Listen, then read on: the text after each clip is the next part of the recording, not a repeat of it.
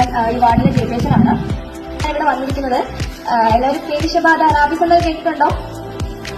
അതല്ലേ. അപ്പൊ എല്ലാവരും വീട്ടിൽ പെറ്റ്സും കാര്യങ്ങളൊക്കെ ഉണ്ടല്ലോ. ആ മുറിവിലൂടെയും കാടുകളിലൂടെയും അത് നിങ്ങളുടെ ബ്രെയിനിലെത്തും. നിങ്ങൾക്കും അത് സംഭവിക്കും. അപ്പൊ എന്ത് ചെയ്യുക, വല്ല പ്ലാസ്റ്റിക് കവറോ ഗ്ലൗസ് നമ്മുടെ കൈ കാണത്തില്ലായിരിക്കും. അങ്ങനെ നമ്മൾ അതിനെ പ്രതിരോധിക്കുന്ന രീതിയിലുള്ള എന്തെങ്കിലും സാധനങ്ങൾ ഉപയോഗിച്ചിട്ട് വേണം നിങ്ങൾ ആ ഒരു ഊണ്ടിനെ വാഷ് ചെയ്യാൻ. ഇതിൽ നമ്മൾ ഇത്രയധികം പേടിക്കുന്നതും ഇപ്പൊ തന്നെ എല്ലാ സ്കൂളും പത്തനംതിട്ട ഡിസ്ട്രിക്ട് എടുക്കുകയാണെങ്കിൽ എല്ലാ സ്കൂളിലും ഈ ടൈമിൽ എന്ന് പറഞ്ഞിട്ട് അസംബ്ലിയിൽ നമ്മൾ അവയർനെസ് ക്ലാസ് കൊടുക്കണമെങ്കിൽ അതിന്റെ പ്രാധാന്യം എത്രമാത്രമാണ് നിങ്ങൾ മനസ്സിലാക്കണം കേട്ടോ.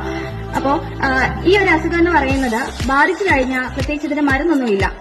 നമുക്ക് മരിക്കുക എന്നുള്ളതേ ഉള്ളൂ അവസാനത്തെ കാര്യം എന്ന് പറയാം. അപ്പൊ എല്ലാവരും അതിന്റെ പ്രാധാന്യം മനസ്സിലാക്കുക, ഉള്ളവരെ അറിയിക്കാം. ഇൻ കേസ് സ്കൂൾ വഴി വരുന്നതാണെങ്കിൽ ഇപ്പോ നിങ്ങളെ പുറകിലൂടെ ഒരു പട്ടി വരികയാണെങ്കിലോ അല്ലെങ്കിൽ അതൊന്ന് കടിക്കുക ചെയ്യുകയാണെങ്കിൽ നിങ്ങൾ എന്താ ചെയ്യുന്ന കാര്യം? മിണ്ടാതിരിക്കുമോ? ഫ്രണ്ട്സിനോട് വന്ന് പറയോ? എന്താ ചെയ്യുന്നേ? ആണോ എങ്കിൽ ഇങ്ങനെ ഒരു സംഭവം ഉണ്ടാവുകയാണെങ്കിൽ നിങ്ങൾ എന്താ ചെയ്യുന്നത്? അന്നേരം എന്താ ചെയ്യുന്നേ? പേടിച്ചോടി സ്കൂളിൽ വരത്തില്ലേ? കോണ്ടാക്ട് ചെയ്യുക കേട്ടോ. അപ്പൊ കോണ്ടാക്ട് ചെയ്തിട്ട് ഇതിന് വാക്സിൻ ഉണ്ട്. നിങ്ങൾ കേട്ടിട്ടുണ്ടോ പട്ടിപ്പൂച്ചയെ കടിച്ചാൽ വാക്സിൻ എടുക്കുന്നത്?